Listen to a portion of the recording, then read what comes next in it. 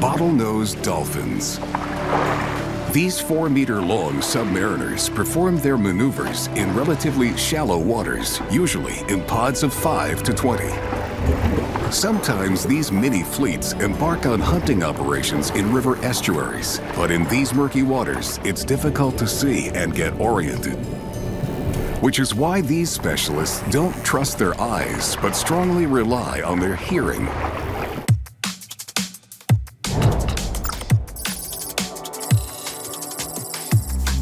Dolphins are known for their sophisticated communication techniques. When hunting, they use their vocal and hearing skills to perform echolocation. A dolphin does not have vocal cords. This communication specialist produces sounds by moving air through its nasal passages. Dolphins don't have a language, but they do have a wide vocabulary of whistles, trills, clicks, squeaks, and creaks. Each sound, pattern, and frequency carries a different meaning. Bottlenose dolphins can hear sounds almost as deep as we can, but in a high range they can hear much better than cats or dogs, well beyond our own ability. In most social communication, they use their lower range, but it's still much higher than we can hear.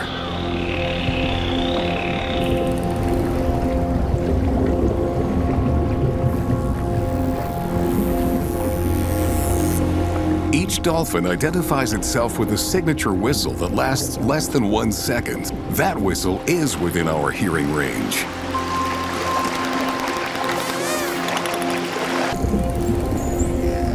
A mother dolphin can whistle to her calf almost continuously for several days after giving birth. This acoustic imprinting helps the cadet learn to identify his commanding officer, his mother. In about a month, he'll develop his own ID call.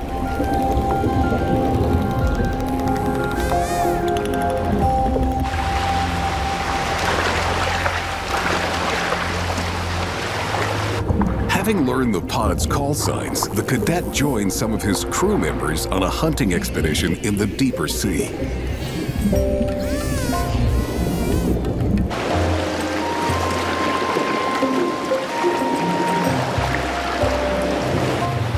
Communication helps the team coordinate their efforts to round up the maximum amount of fish with the least amount of effort.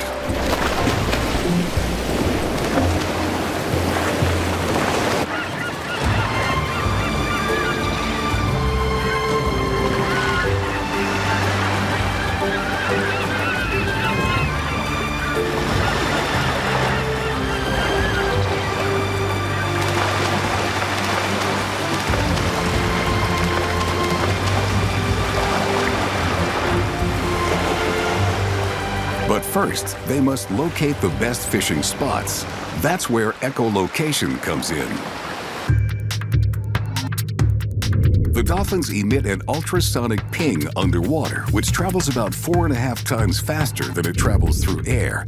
Like sonar, the sound bounces off the prey and echoes back to the dolphin.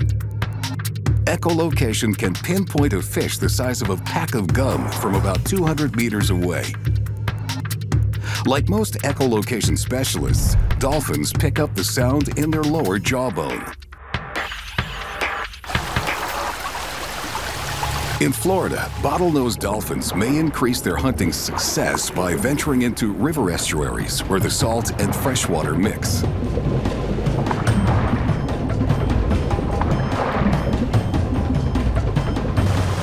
Like sailors in a fog, they couldn't navigate the murky water here without echolocation. Communication and teamwork win the day.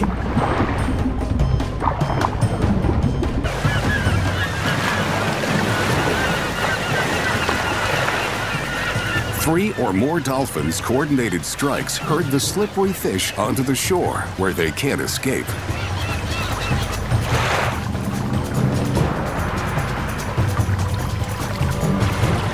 Once they've captured the enemy in the mud, the special forces storm the beach, eat the fish, and get back to the water.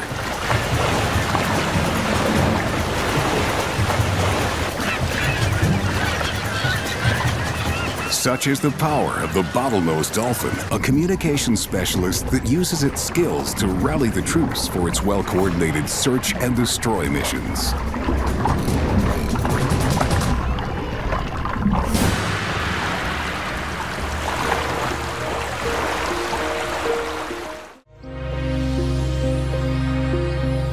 When autumn comes, the squadron decamps.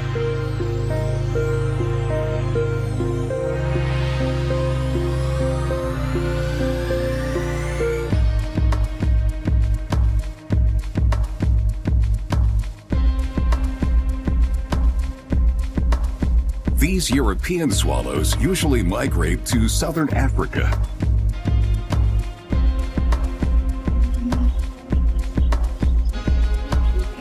These winter grounds are home to about 2 million of them.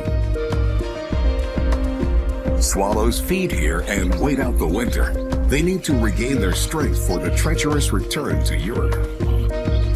But they won't get too comfortable. They're a mobile unit, and once the snow melts in their European air station, they'll need to return and breed. To navigate, barn swallows can observe the Earth's magnetic field lines. They probably see the lines as dark spots. When they head north in spring, they see the magnetic lines above the horizon. In autumn, when migrating toward the equator, the lines appear below the horizon.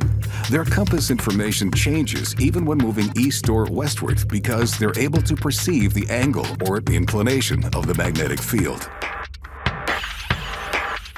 These swallows are called back home from their winter base in Nigeria.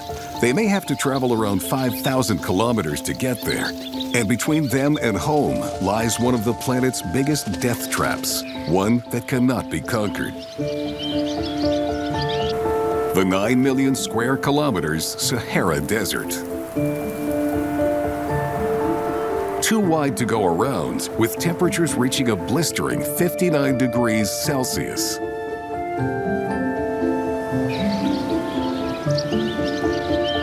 These swallows have traveled 2,500 kilometers since they started their journey.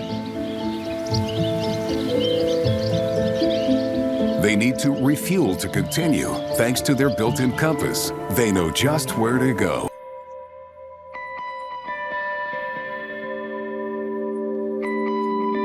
Umama Oasis. The swallows are safe.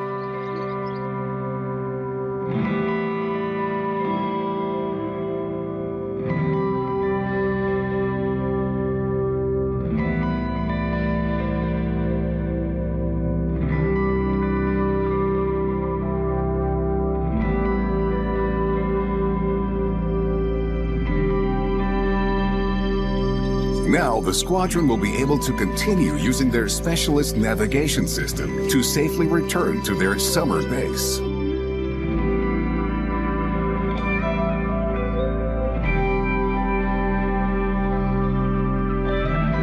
Leaving the migrating squadron of sparrows to their aerial maneuvers, we cross an ocean to inspect some heavy forces on land, specialists in clandestine communication. These special forces send messages with the highest level of encryption. One of Africa's most recognizable ambassadors lives only in certain parts of the continent, and more rarely in parts of Asia.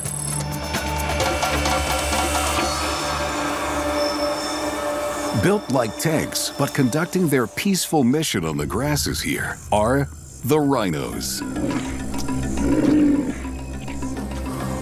These white rhinos form a unit of up to a dozen soldiers. Like all command posts, communication is the key to keeping order. Letting the troops know who is the captain. Training the new cadets.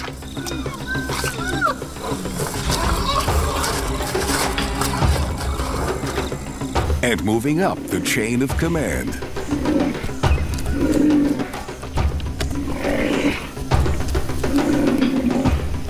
All 6 species of rhino encode their messages to utilize their great sense of smell and hearing.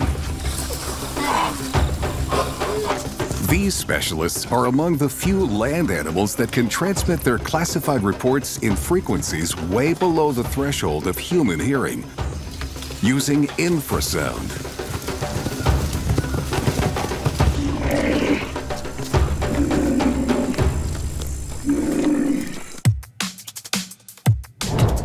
The benefit of infrasound is that the lower frequency sounds travel farther than higher frequency sounds.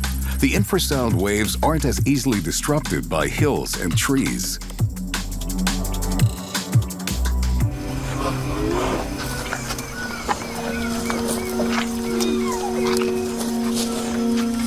And that means this male's getting the message he's been waiting for.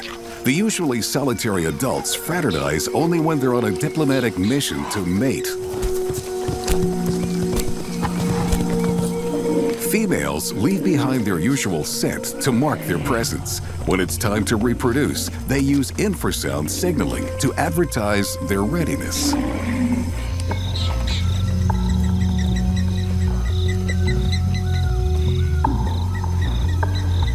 Rhinos have poor vision, so they show no outward visual signs that they're in heat.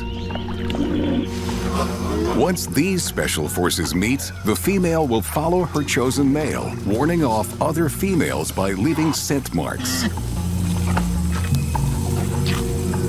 Then, the pair follow the usual protocol to conduct their liaison.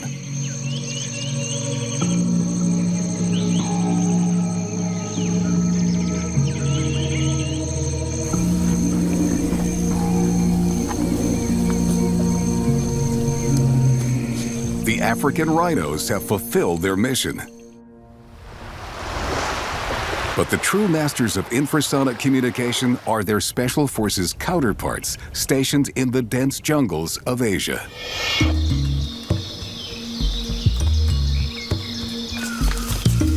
There are fewer than 100 Sumatran rhinos, Disomotris sumatrensis, left in the world. These specialists are the most solitary rhinos, very territorial with vast ranges, about 50 square kilometers for males and 15 for females. So their infrasonic signal has to travel enormous distances through many obstacles.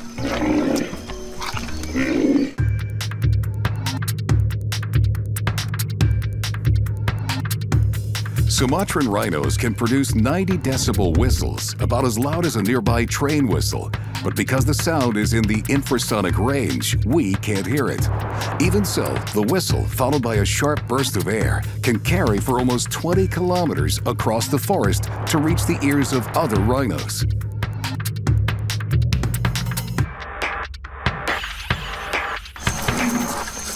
These two have found each other. The specialized infrasonic signaling has worked. Now they debrief each other, agree to the terms of their treaty, and complete their crucial mission.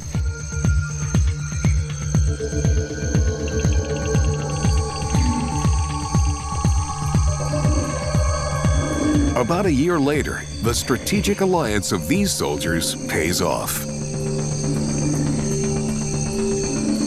In the night, the mother gives birth to her calf. It's a momentous occasion. Sumatran rhinos have a single baby only every 2 to 5 years. Despite their great sensory equipment for romantic reconnaissance, Sumatran rhinos are dying out for lack of reproduction. The new recruit will stay in boot camp with her mother for more than 2 years. And it will take even longer before she joins the Special Forces, using her infrasonic abilities to become a parent herself. Sumatran rhinos are peaceful herbivores, specialists in long-range communication to locate each other over great distances. Our next specialists are more interested in finding prey, and their method is both very sophisticated and extremely ancient. In the waters near the African coast, along the sandy bottom, lives a Special Forces tracker skilled in locking onto his target.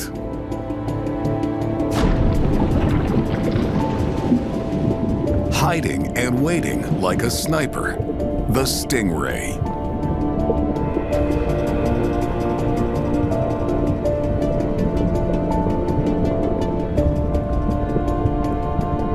With eyes on the top of her head and no way to see below, how does she hunt?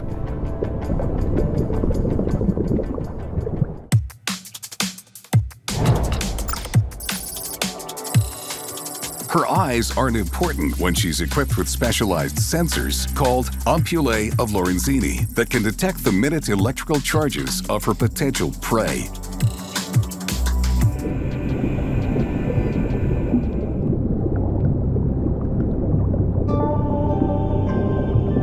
She shares this skill with her relative, the shark.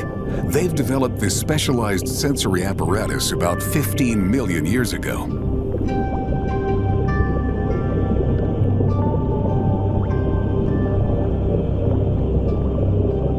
And this one is about to begin her feeding mission.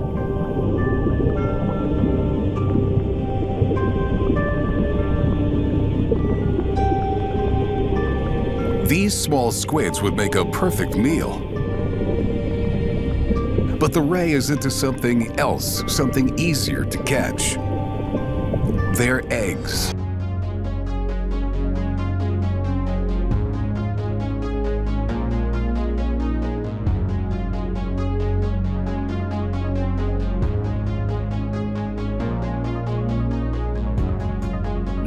Like a minesweeper, all she has to do is brush the surface, and there they are.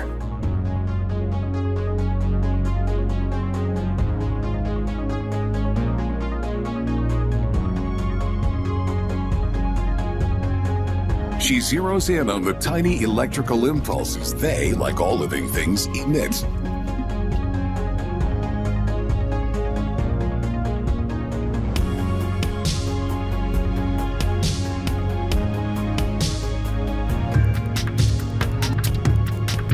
The underside of a stingray's body is pocked with hundreds of thousands of tiny pores, called ampullae of Lorenzini. They connect to a long jelly-filled canal which contains a bundle of sensory cells. The ampullae allow rays to detect weak electrical fields emitted by muscle movements of their prey, even if they're hidden. The ampullae can also detect motion.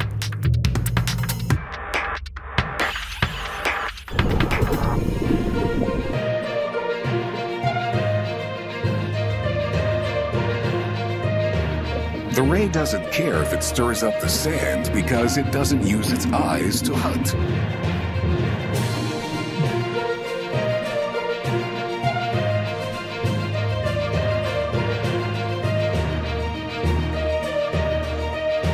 In the waters off Australia, a stingray has perfectly timed his raid on a busy outpost. Spider crabs are usually solitary, except when it's time to molt their shells.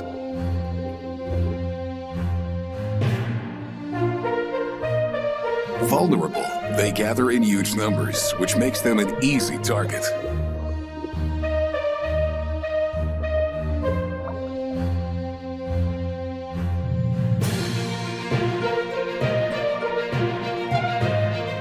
Though the ray has superior weaponry, he needs a strategy. He looks for the freshest molts with the softest armor.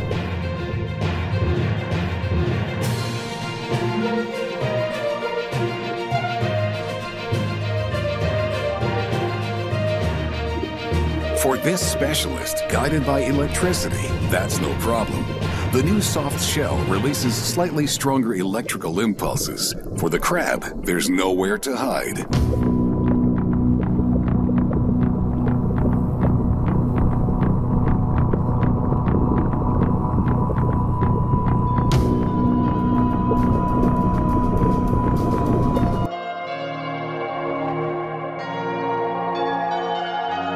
Sweeps the bottom until its receptors lock on for his search and destroy mission.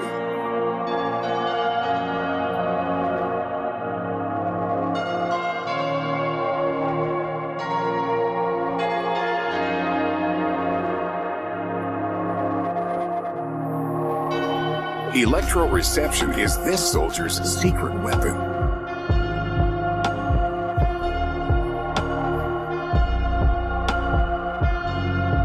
Electroreception works great for marines like the stingray, where the water is conductive.